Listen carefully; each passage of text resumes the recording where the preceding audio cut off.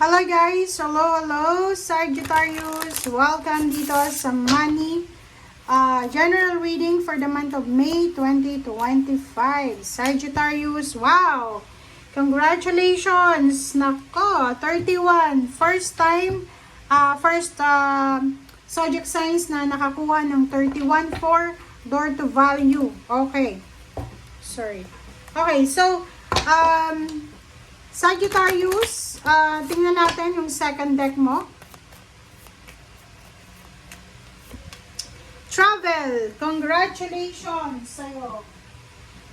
Nakikita ko sa'yo dito na for the month of May, siguro yung iba, for example, from January until April, sobrang busy ka sa trabaho or negosyo or any pinagkakabisihan mo. But for the month of May, siguro maglalighten yung mga obligations and duties, responsibilities mo. And sinasabi ng barahan na posibleng magkakaroon ka ng time para makapag-travel, makapagbakasyon, parang ganon. Or posibleng yung iba sa inyo dyan, merong international offer, parang ganon. So, pwedeng this month of May, darating na yung visa mo, yung kontrata mo, and papasok ka na sa door to value. So, paalis ka na, papunta kang ibang bansa.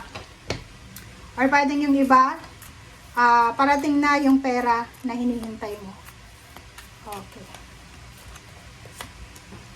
Patience. So, ang ganda nito kasi sinasabi ng barahan na kung ano man ang success, ano man ang prosperity and abundance, ano man ang pera, or saan man galing itong perang darating sa'yo, sinasabi ng barahan na deserve mo daw to. Bakit? Kasi sobra-sobrang pasensya ang puhunan mo dito eh. 'Di ba? Like for example, meron kang bonus or meron kang matatanggap na payments, overtime pays, or ano ba yan? Mga extra income. Deserve na deserve mo yan eh. Kasi itong door to value na to, maraming pinto ng financial success ang darating sa'yo. So, ibig sabihin yung door to value, maraming opportunities and possibilities na pwedeng magbukas para sa'yo in terms of money. So, nakikita ko sa'yo dito, deserve mo to. Kasi unang-una, napaka-patient mo, napaka-understanding mo, napaka-sipag mo, napaka-consistent mo, and focus ka talaga sa ginagawa mo. Okay?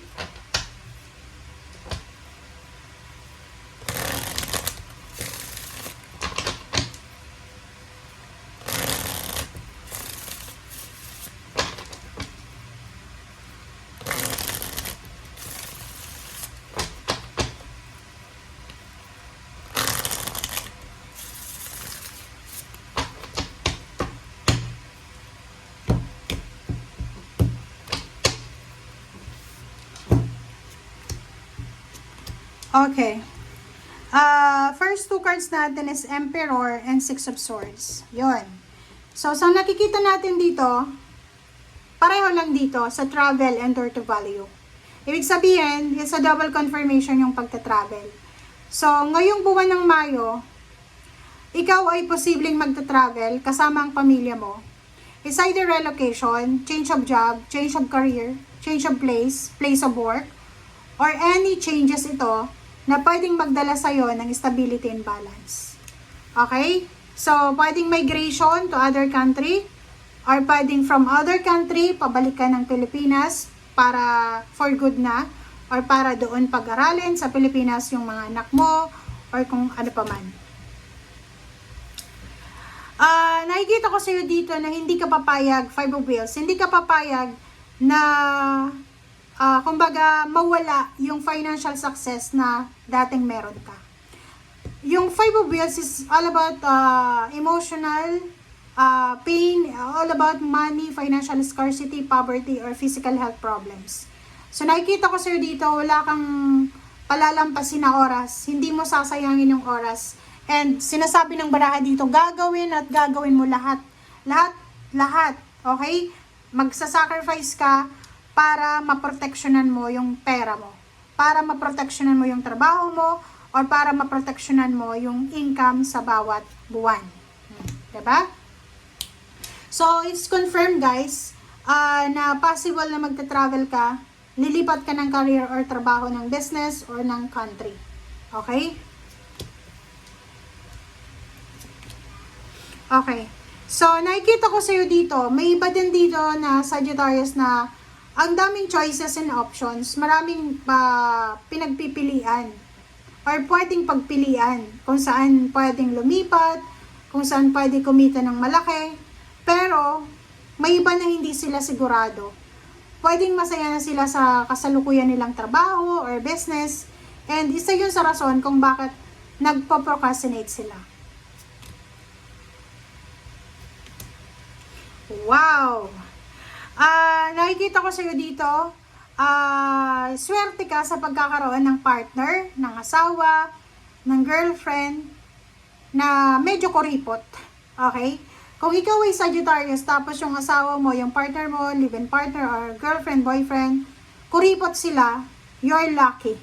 Kasi yung taong yan, na kasama mo sa ngayon, makakatulong siya sa'yo, sa pagiging matalino niya sa pag-spend ng pera, sa pag-save ng pera, matutulungan ka niya para makapag-ipon ka talaga ng pera. So, nakikita ko na you're lucky to have friends or to have companions, mentor, allies na like-minded kayo. Na parang hindi ka niya ititempt na gumasos ang gumasos, ganyan, ganito. Kumbaga, i-guide ka niya na mag-save ng pera, ayusin yung expenses, and gamitin lang yung pera sa tama. Parang ganun. Queen of Cups and Two of Wands. Nakikita ko sa'yo dito na isa sa mga possible na magiging encounter mo as hindrance, as problems, is about family. Diba? So, nakikita ko sa'yo dito, pwedeng ang dami mong planong gustong gawin, pero hindi mo masyadong magawa. It's because silosa ka ba? It's because may mga kapamilya ka na medyo financial vampires, yung parang isasak nila lahat ng money mo. Diba? So, nakikita ko sa'yo dito, may tao na naghihintay sa'yo ng sagot mo. Pwede yung taong ito, siya yung nagrekomenda sa'yo.